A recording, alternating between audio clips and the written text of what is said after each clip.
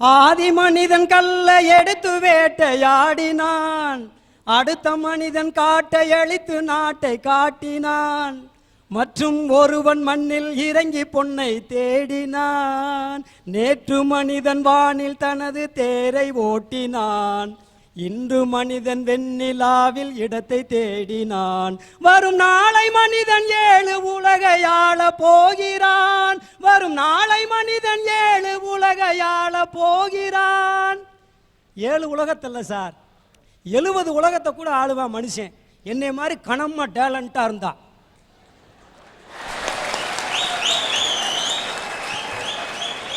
சராசரி இடம் 37 kilo sir. சராசரி இடம் 37 கிலோ. அதாவது சார் இந்த உலகம் தோன்றி 1370 கோடி ஆண்டுகள் ஆகுதுன்னு வரலாறு சொல்லுது சார். இந்த 1370 கோடி ஆண்டுகளா மனுஷன் படைச்ச சாதனையை பார்த்தா அடாடாடாடாடா எவ்வளவு அற்புதம், அதிசயம், விஞ்ஞானம். ஆனா இதை எல்லாத்தையும் அனுபவிக்க முடியாம போச்சேங்கிற ஒரு வேதனை சார் எனக்கு. ஆனாலும் அடுத்த பிறவி மனுஷ பிறவியே எடுத்து சும்மா கலகலகலகலன்னு எல்லாத்தையும் அனுபவிக்கணும்னு ஆசைப்படுறேன் சார். சார் இப்போ எனக்கு வயசு 39.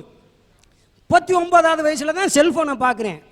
என் பையன் முளைச்சி 3 விடல, ரெட்டனை காலை போட்டுக்கிட்டு ஹலோ எனக்கு இந்த எதுக்கு பொண்டாட்டி என்ன சுற்றி வப்பாட்டி பாட்டு போடுங்க ரொம்ப பிடிக்குங்கிறான். இதே வயசில் எனக்கு செல்ஃபோனு கிடையாது. ஒருவேளை எனக்கு இருந்துருந்துச்சுன்னா நான் ஹலோ சில்க் சிமிதாவா, ஹவ் ஆர் யூ, எப்படி இருக்கீங்க, தாராளமாக தான் இருப்பீங்க, இருந்தாலும் நீங்கள் ஆந்திராவில் இருக்கீங்க, நான் திண்டுக்கல்ல இருப்பேன், நீ பேசியிருப்பேன். செல்ஃபோன் இல்லை அப்போ. இப்போ செல்ஃபோனாக இருக்குனியா, ஜொல்ஃபோனாக இருக்கக்கூடாதியா, அது செல்ஃபோனு. அப்போ செல்ஃபோன் இருந்துச்சு, சில்க் சிமிதாட்ட பேச முடியல சார். இப்போ செல்ஃபோன் இருக்குது, சில்க் சிமிதா இல்லை. கட்டின பொண்டாட்டி கட்டி இருக்கக்கூடிய சேலையில கூட சில்க்குனா கூட அந்த பட்டு சேலை கூட சில்க்கு தான்யா. அந்த சில்கை பார்க்க ஆரம்பிச்சுன்னா கண்ட சில்க்கு ஏன் அலையணும்? கண்டிப்பா சார். கட்டின புடவை பட்டு புடவையா தான் இருக்குது, முகத்தை பார்த்தா சகிக்கலையே. உள்ளதான் ஒரு நிமிஷம், கண்ணங்கரேர்னு இருக்கிற ஒன்றை கட்டிக்கிறதுக்கே ஒரு பொண்டாட்டி வரக்குள்ள நாம மட்டும் கருப்பா இருக்கணும், ஆனா வர பொண்டாட்டி மட்டும் சிவப்பா இருக்கணும். நம்ம மூஞ்சி மட்டும் எப்படி வேணாலும் இருக்கலாம், கல்லானாலும் கணவனே புல்லானாலும் கணவச்சேன்னு பொண்டாட்டி வாழணும். ஆனா அவங்க மட்டும் அழகா இருக்குன்னு என்னையா பெரிய சட்டம் பேசுறீங்க? இல்ல சார், நீங்க சொல்றதெல்லாம் கரெக்ட் தான். என் சம்சாரம் கருப்புனாலும் விளையாட்டுக்கு சொல்லுங்க எலிசபெத் மகாராணியா நான் நினைச்சு குடும்பம் நடத்திக்கிட்டு இருக்கேன் சார். அது உண்மைதான். அதாவது சார் 4 வயசு பிள்ளை வந்து அவங்க அப்பாட்ட கேட்குது, எப்பா முடி வெட்டுறதுக்கு 150 ரூபா கொடுப்பா அப்படின்னுச்சு. ஏமா ஆளுகளை வெட்டுறதுக்கே அவ்வளோதானம்மா கேட்குறேன் அவங்க அப்பா. ஏன்னா ஒரு மாதிரி மாடலை வெட்டி விடுறான். என் வயசில் அப்படிலாம் வெட்ட முடியல, அன்னியன் மாதிரி வெட்டி விடுறான். நான் சின்ன பிள்ளை போயிருந்தேனாக்கா ஏண்டா சப்பி போட்ட மாங்கோட்டை மாதிரி இருக்குது உனக்கு அன்னியன் சேரான்னு குறவலையோட வெட்டியிருப்பேன். ஒரு முடி கூட என்னையால் சுதந்திரம் அந்த நேரம் வெட்ட முடியல சார். சார் இன்னைக்கு இருக்க பள்ளிக்கூடத்தில் படிக்கிற குழந்தை எவ்வளோ சந்தோஷமா இருக்குது தெரியுமா? ஆனால் எங்களால் படிக்கிற பப்பிலாம் இருக்க முடியல. வாத்தியார் உள்ள நுழைஞ்சாருன்னா அப்படியே ட்ரௌசர் ஊரா நினைச்சிடும், வெட்ட வெட்ட வெட்ட வெட்ட வெட்டன்னு ஆடி. ஆனால் இப்போ இருக்கிற பையன் வாத்தியார் வராரு, சார் வணக்கம் சார் தீப்பிட்டி வச்சிருக்கீங்களா அப்படிங்கிறேன். ஏய் வாத்தியாட்ட அதெல்லாம் வர்றப்பே வாங்கிட்டு வர்றது இல்லையா அப்படிங்கிறார். இப்படி சந்தோஷமா எங்களெல்லாம் அனுபவிச்சு இருக்க முடியல சார். ஆனா மறுபடியும் ஒரு மனித பிறவி எடுத்து நிச்சயம் எல்லாத்தையும் அனுபவிச்சு மகிழ்ச்சியா வாழ்ந்தா சார் என்னுடைய ஆசை. இளமை பொழுதுனாலே இனிமை பொழுதுன்னு சொல்லுவாங்க சார். நாங்கள்லாம் இளைஞர்களா இருக்கப்ப இவ்வளவு சந்தோஷமா இருக்க முடியாது. ஒரு சந்தோஷமான பாட்டை கூட பாட முடியாது. எதிர்த்த வீட்டில் அப்படியே மும்தாஜ் மாதிரி அழகா இருப்பாங்க, பீச்சக்கண்ணில் கூட பார்க்க முடியாது. அப்படியே பார்த்தாலும் கதா காலட்சேபத்தை சொல்லிட்டு செவனே நின்றுட்டு திரும்பிக்கணும். ஆனால் இப்போ இருக்கிறவன் மலமலமலன்னு போனோடனே காலிங் பல் அடிச்சு எழுத்த விட்டு பிள்ளைகிட்ட மதுரைக்கு போகாதடி அங்க மல்லிப்பூ கண்ண வைக்கும், தஞ்சாவூர் போகாதடி தலை ஆட்டாம பொம்மை நிற்கும் அப்படின்னு பாடுறேன். அவங்க அம்மா பார்த்துட்டு இவ்வளோ அழகா பாடுறான் பாரு, பிக்கப் பண்ணுறா, சந்தோஷமா சொல்லிக்கிட்டு இருக்காங்க. எங்களுக்கு அப்படியெல்லாம் வாய்ப்புகள் கிடைக்கல சார். கட்டுரை எழுதுறானா கதை எழுதுறானா இல்லையா, கலர் கலராக இன்னைக்கு லவ் லெட்டர் எழுதி தள்ளிக்கிட்டு இருக்கான் சார். இப்படி ஒரு பையன் எழுதிக்கிட்டு இருந்தான், என்ன எழுதுறான்னு வாங்கி பார்த்தா அவ்வளவு பிரமாதமாக எழுதியிருக்கா சார். கண்ணே கனியமுதே கனிந்து விட்ட பனிப்பழமே பல கடிதங்களை எழுதிவிட்டேன், இறுதியாக என் ரத்தத்தை மையாக்கி என் விரலை பேனாவாக்கி இந்த கடிதத்தை எழுதுகிறேன். உனக்கு பிடித்திருந்தால் உடனே மறுகடிதம் எழுது, இல்லை என்றால் உன் தங்கையிடமாவது கொடுத்து விடு, இல்லைன்னா அவங்க சின்னம்மா மக இருந்தா கொடு. இல்லாட்டி அவங்க பெரியம்மா மகா இருந்தால் கொடு, யார்கிட்டையாவது கூட 2 நாளில் பதில் வரணும்னு முடிச்சான். கரெக்டாக 2 நாளில் வந்துச்சு. வீச்சாடுவாளோட அவங்க அப்பா வந்தார், கையை தண்டி மீசையோட. மொட்டமல்லன்னு பயலுக்கு அப்படி விளாண்டுக்கிட்டு இருந்தால் வரணுன்னு பூரா பூரா பேண்ட்டு நனைஞ்சு போச்சு. எவன்டா என் மகனுக்கு லவ் லெட்டர் எழுதுனது? டேய், யாரா என் மகனுக்கு லவ் லெட்டர் எழுதுனது அப்படின்னு. டேய் சொல்கிறா மாப்பிள்ள, 10 பைய கையை விழுந்துரும் போல இருக்குட்டே சொல்கிறா அப்படின்னு. முன்னால் எழுந்திரிச்சுவேன், சார் நான் தான் சார் எழுதுனேன். நீ தான் என் மகனுக்கு லவ் லெட்டர் எழுதுனியா? ஆமாங்க சார். ரொம்ப அருமடா, இந்தடா என் மக பதில் லெட்டர் எழுதிச்சிடாங்க. அவ்வளோதான், பையன் அங்கிட்டு போயிட்டு அவன் எங்கிட்ட ஆரம்பிச்சிட்டாங்க. சலக்கு சலக்கு சரிக சேல சலக்கு சலக்கு. சூப்பராக போய்கிட்டு இருக்குதியா கதை. சார் என்னுடைய குடும்பம் ஒரு சின்ன குடும்பம் சார், ஒரு சின்ன குடும்பம். எல்லாம் மனைவிமார்களுக்கு 1/2 டஜன் வளையல் 1 டஜன் வளையல் கையில் போட்டு அழகு பார்ப்பாங்க சார். ஆனால் எங்கள் அப்பா வளையல் போடல, 1 டஜன் பிள்ளைகளை கோர்த்து விட்டார். 12 பிள்ளைய சார் என் கூட பிறந்தவங்க. சும்மா கோழி குஞ்சு ஒரிச்ச மாதிரி பொறிச்சு தள்ளினாரு.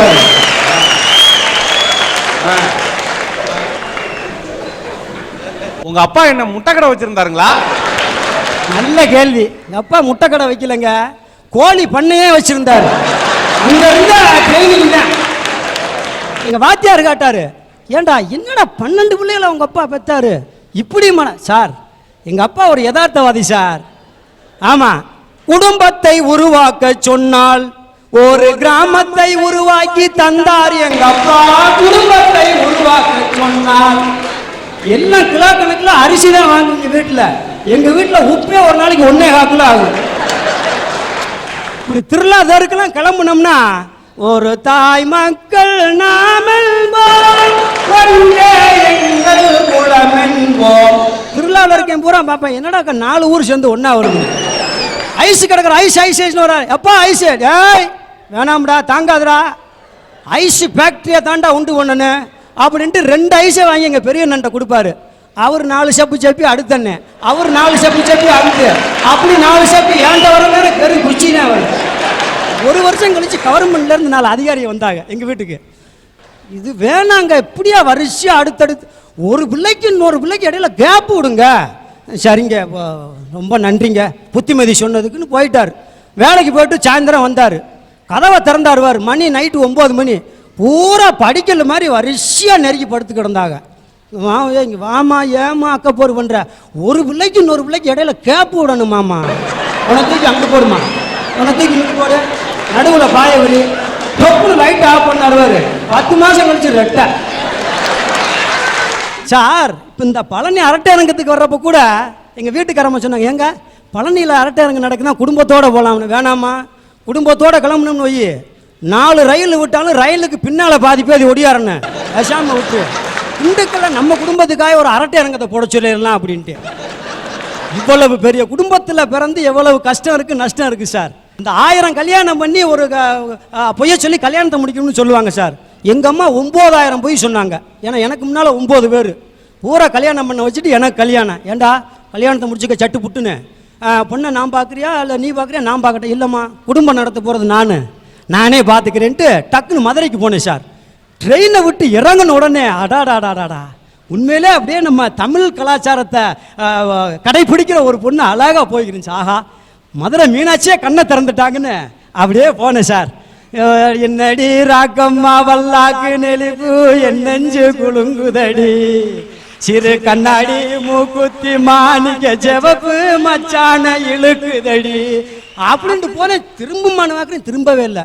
அது மதுரை டவுன் ஹால் ரோட்டில் நேராக மீனாட்சி அம்மன் கோயில் நோக்கி போய்கிட்டு இருந்துச்சு. சரி போகட்டும் போட்டு, என்ன கோயிலுக்கு தானே போவாங்கன்ட்டு கோயிலுக்கிட்ட போய் பிடிக்கலான்னு பார்த்தேன். உள்ளே போயிட்டாங்க சார். சரி போட்டு போய் சாமி தரிசனத்தை முடிச்சுட்டு வரட்டேன், அப்புறம் நேராக பேசிக்குவோம்ட்டு அப்படி கோயிலுக்குள்ளே போயிட்டு சாமியை கும்பிட்டு திரும்பினாங்க பாருங்க. அப்போ தான் தெரிஞ்சு யாருன்னு. ஊரோரம் புளியமரம் ஒளிச்சுக்கிட்டா சல நான் பிறந்தது மதுரையில் மாறினது பம்பாயில் அப்படின்னு. ஏய் என்னன்னுச்சு கொய்யாலன்னு அங்கே பிடிச்ச ஓட்டணும். ட்ரெயின் பஸ்ஸை எதுவும் பிடிக்கல சார். பின்னங்கால் பட்டறையில் அடிக்க திண்டுக்கல் மலைக்கோட்டையில் தான் வந்து நின்னேன். நம்மள்கிட்ட போய் சொன்னேன், அம்மா பெத்துட்ட, உங்களே மாதிரி எனக்கு ஒரு நல்ல வாழ்க்கை தோழனுமா, நீயே பார்த்து முடிச்சிடுமான்னு. எங்கேயும் போவேனா, என் தம்பி மக அழகா லட்சணமாக இருப்பா, கட்டிக்கிட்டீன்னா நம்ம குடும்பம் மாதிரியே நீயும் சந்தோஷமாக இருக்கலாம்டானுச்சு சார். ஒன்றும் பேசலை. பேசாமல் எங்கள் தாய் மாமனை பொண்ணை முடிச்சுக்கிட்டு இன்னைக்கு 11 வருஷம் ஆயிடுச்சு சார். அடிக்கடி கரண்ட் கட்டாங்க. கரண்ட் கட்டானா டப்புன்னு வெளியே கிளம்பிடுவேன். இதே ஒரு வயதை விட்டு மாதிரி அடுத்த வரவில் அப்புறம் பார்ப்பேன் பொறிச்சு தள்ளுறதா அப்படின்ட்டு இன்னைக்கு உண்மையிலேயே சொல்கிறேன், நிறைஞ்ச வாழ்க்கை வாழ்ந்துக்கிட்டு இருக்கேன். என்ன அப்படியே ஒரு இன்பமான வாழ்க்கை அடைய முடியலன்னு ஒரு சின்ன விரக்தி இருக்குது. எங்கே போயிட போகுது இந்த உலகம்? அடுத்ததில் பிக்கப் பண்ணி ஒரு சூப்பரான என்ஜாய் பண்ணக்கூடிய இளைஞனா பிறந்து எல்லாத்தையும் மகிழ்ச்சியாக வச்சிருப்பேன்னு சொல்லிட்டு இந்த வாய்ப்புக்கு நன்றி கூறி முடிக்கிறேன் சார்.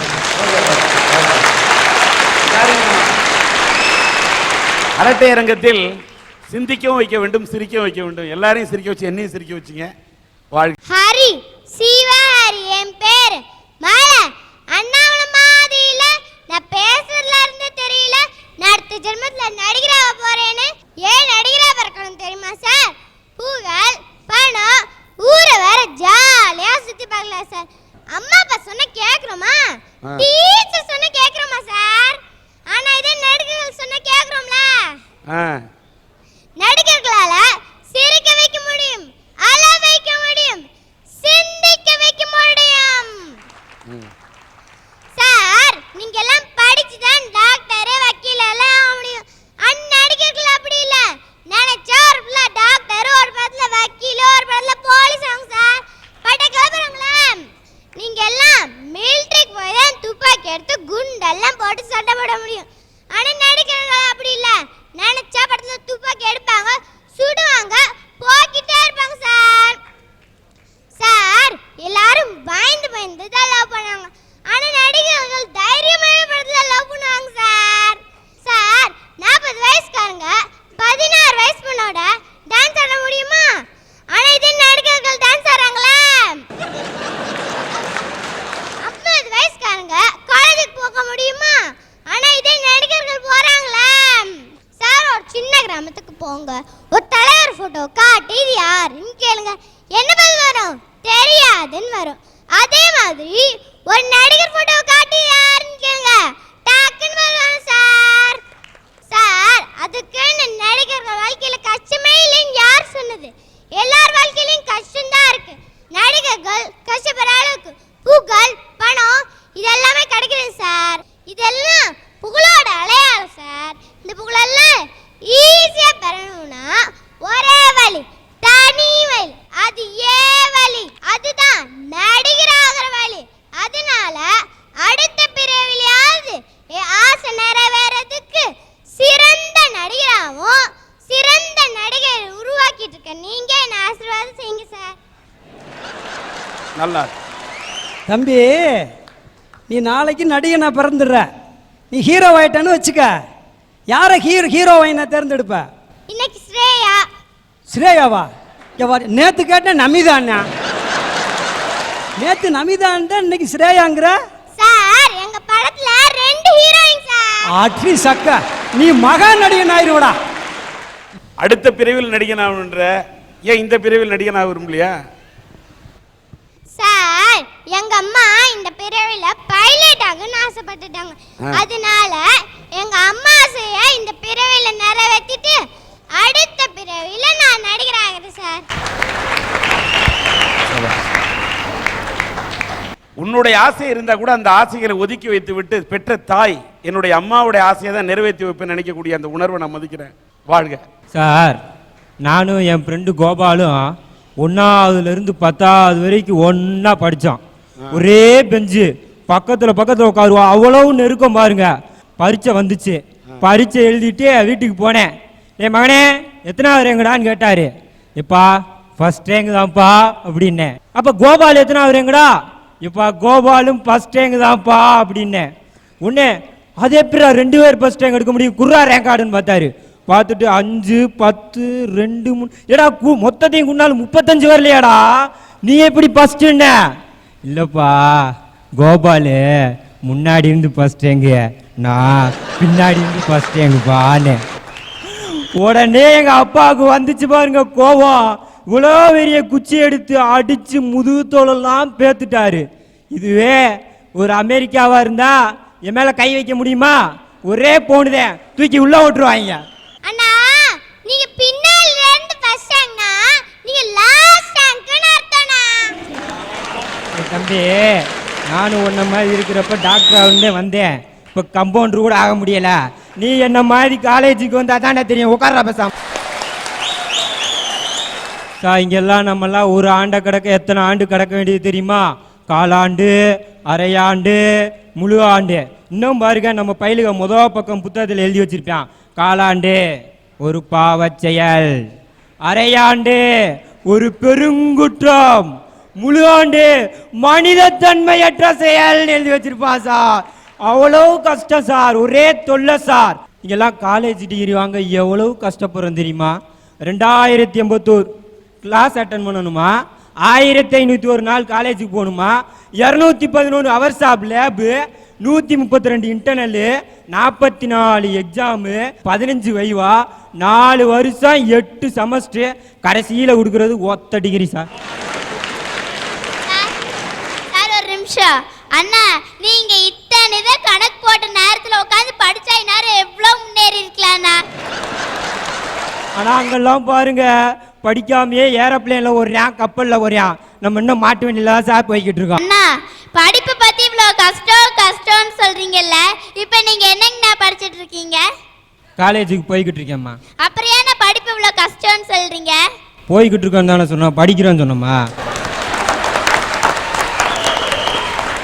நான் எழுதின பேப்பரு ஏன் முன்னாடி ஒரு வாத்தியார் உட்காந்து திருத்தினாவில் நீ பாஸ் போடுறியா பெயில் போடுறியான்னு தெரியும். நான் எழுதுறது திருச்சி போகுமா, திருச்சியிலேருந்து மதுரை போகுமா, மதுரையிலேருந்து தேனி போகுமா, தேனியிலேருந்து திண்டுக்கல், இதெல்லாம் ரவுண்ட் அடிச்சுட்டு கடைசியில் பார்த்தீங்கன்னா மெட்ராஸுக்கு ஒரு ரவுண்டு போகுமா. பொண்டாட்டிக்கு வாத்தியாருக்கு சண்டை வந்திருக்கான். பொண்டாட்டி வீட்டில் வாத்தியாரை கழிச்சிருக்கான். வாத்தியார் ஏன் பேப்பரை கழிச்சிருவாரு. தம்பி ரமேஷ், உன் முன்னாலேயே உன் பரீட்சை பேப்பரை திருத்தினாலும் நீ வாங்குற மார்க்கு 13 தான். அதை எங்கே திருத்தினா என்ன? படிக்கவா ஓர? கிளாஸ்ன்னு ஒரு வச்சிருப்பாங்க பாருங்க. பொண்ணுங்கள்லாம் அந்த பக்கம், பையங்கள்லாம் அந்த பக்கம், நடுமை பாடர் வேற. இப்படிலாம் இருந்தால் எங்கே சார் படிப்பு வரும்? ஆனால் அங்கெல்லாம் பாருங்க ஒரு பெஞ்சில் அங்கிட்ட ஒரு பிகரு இங்கிட்ட ஒரு பிகரு, நடுமை உட்காந்துட்டு குஜாலா படிக்கலாம் சார். சார் ஒரு நிமிஷம். அண்ணா இங்க ஸ்கூல் புக்ஸ் மட்டும் தான் கொண்டு வராங்க, அங்க சேர்த்து துப்பாக்கியும் கொண்டு வராங்கண்ணா. இது டீச்சரையும் சுடுவாங்க, பக்கத்துல இருக்கிறவங்களையும் சுடுவாங்க. பார்த்து ஜாக்கிரதையா படிங்கண்ணா. இங்கெல்லாம் இருக்கிறதெல்லாம் பிகரா சார், பூரா சப்ப பிகர் சார். ஆனா அங்கெல்லாம் பாருங்க சப்ப மூக்கா இருக்கும்.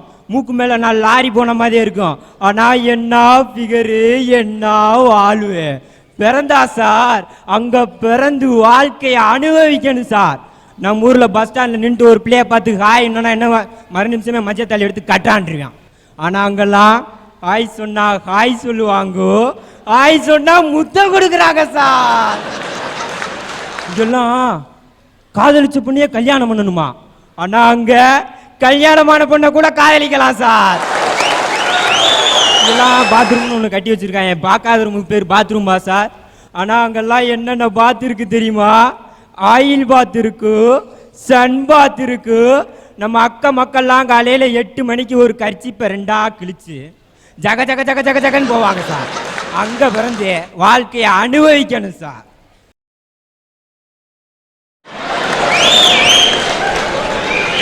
இதெல்லாம் பாருங்க, நம்மெல்லாம் மிஞ்சி மிஞ்சி போனால் ஒரு கல்யாணம் பண்ண முடியுது.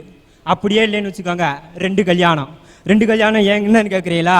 1 முத கல்யாணம், உயிரோடு இருந்தா 60ஆம் கல்யாணம். ஆனால் அங்கே முந்தா நேற்று ஒரு பேப்பர் படித்தேன் சார். 86 வயசு கிழவன் தலையெல்லாம் ஆடுது, 76 கல்யாணம் பண்ணியிருக்கான். கொடுத்து வச்சவன் சார், கொடுத்து வச்சவன். பிறந்தா அடுத்த ஜென்மத்தில் அமெரிக்காவில் போய் பிறக்கணும். அப்படி இல்லைன்னு வச்சுக்கோங்க அந்த கிழவனுக்கு பேரனா வச்சு பிறக்கணும். தம்பி ரமேஷ், வெளிநாட்டில் 75 கல்யாணம் பண்ணாலும் பிள்ளைய 4 தான் இருக்கேன். ஆனால் இங்கே ஒரு கல்யாணம் பண்ணாலும் 2.5 டஜன் போயிருதே. அங்கெல்லாம் சிக்கலாக இருக்குது. என்னப்பா அங்கே போனால் நிறைய கல்யாணம் பண்ணிக்கலாம்னு நினைக்கிறேன். ஆமாம் சார். ஒன்னே ஒன்று சொல்கிறேன், அங்கே போனால் அமெரிக்கான்ற இங்க இந்தியாவுல இருந்தீங்கன்னா இந்திய கலாச்சாரம் தமிழ்நாட்டு கலாச்சாரத்துல கல்யாணம் பண்ணானா ஓம் பொண்டாட்டி இருப்பா. அங்க கல்யாணம் பண்ணா ஓம் பொண்டாட்டி. ஃப்ரிட்ஜை திறந்தா நம்ம வீட்டில் என்னென்ன இருக்கும்? மிஞ்சி மிஞ்சி போனால் கூல்ட்ரிங்க்ஸ் இருக்கும், தண்ணி இருக்கும். ஆனால் அங்கெல்லாம் பாருங்க, ஃப்ரிட்ஜை திறந்தா பீர் இருக்கும், ஜின்னு இருக்கும். என்னமா வாழ்றான் பாருங்க சார். எங்கள் சித்தப்பா வீட்டில் 12 பிள்ளைய அவங்க வீட்டுக்கு போயிருந்தேன். அவங்க வீட்லேயும் ஃப்ரிட்ஜ் இருந்துச்சு. பீரு கீர் இருக்குமான்னு டப்புன்னு கதவை திறந்தேன் பாருங்க, உள்ள கடைசி போய் படுத்திருந்தேன். எங்கள் சித்தப்பா கூப்பிட்டு கேட்டேன், என்ன சித்தப்பா ஃப்ரிட்ஜுக்குள்ளே கடைசி போய் படுத்திருக்கான்னு. அதை வேற முன்னலப்பா கெட்டு போக வேணான்னு உள்ளே வச்சிருக்கேன் அப்படின்னாரு. பேசாம உங்க சித்தப்பனை தூக்கி உள்ள வச்சிருந்தா பிரச்சனையா இருந்திருக்காது.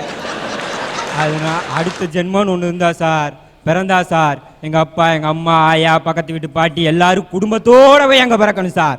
நான் சைட் அடிக்கிறேன் ஒரு பிள்ளை, அந்த பிள்ளையும் அங்க பிறக்கணும். ஆனா ஒரே ஒரு கண்டிஷன் சார், அவன் அப்ப மட்டும் அங்க பிறக்கக்கூடாது சார். சார் ஒரு நிமிஷம். அண்ணா நீங்க அமெரிக்கால பிறந்தீங்கன்னா நீங்க வேணா ஜாலியா இருப்பீங்க. அமெரிக்கால இருக்கிற பூரா தொல்லை பிடிச்சு தானே அலைவியா? யார் நாசமா போனா என்ன, நான் ஜாலியா இருந்தா போதும் நினைக்கிறேன். நான் மட்டும் ஜாலியா இருந்தா போதுன்னு நினைக்கக்கூடிய ஒன்ன மாதிரி ஆளு இந்தியாவில பிறக்காம அமெரிக்கால பிறக்கிறது நல்லது.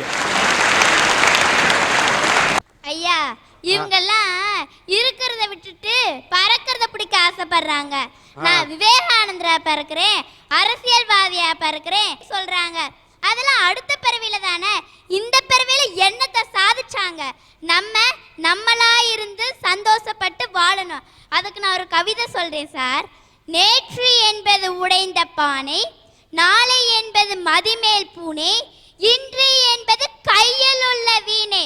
அந்த வீணை மீட்க தெரியாதனை பத்தி நம்ம எதுக்கு சார் கவலைப்படணும், கஷ்டப்படணும், வேதனைப்படணும்? என்ன பாருங்க, நான் எவ்வளோ அழகா இருக்கேன். நானே இவ்வளோ அழகுனா எங்க அம்மா, எங்க அப்பா, என் தம்பி, ஏங்க சார் நீங்க இங்க இருக்கிற எல்லாரும் எவ்வளோ அழகு சார். நான் அந்த அழகான பூந்தோட்டத்துல நந்தவனத்துல ஜாலியா என்ஜாய் பண்ணிட்டு இருக்கேன் சார். ஐயா இப்ப ரோட்ல ஒரு வாழைப்பழத்தோல் கிடக்குது. மனுஷன் 3 விதமா சிந்திப்பியான். என்னன்னு பாத்தீங்கன்னா, எனக்கு என்னன்னு போறவன்னு இருக்கிறியா, யாரு வழுக்கி விழுந்துடக்கூடாதுன்னு சொல்லி அதை எடுத்து ஓரமா போடுறவனு இருக்கான்ல சார். எனக்கு தேவை அந்த எடுத்து ஓரமா போடுறவனோட எண்ணம் தான் சார் எனக்கு தேவை. எல்லா விஷயத்திலையும் எல்லாத்துக்கும் அடுத்தவங்களுக்கு உதவி செஞ்சு அவங்க படுற சந்தோஷத்துல நான் சந்தோஷப்பட்டு வாழ்ந்து இப்பிறவியே சாதிச்சு காமிப்பேன் சார், சாதிச்சு காமிப்பேன். சபாஷ்.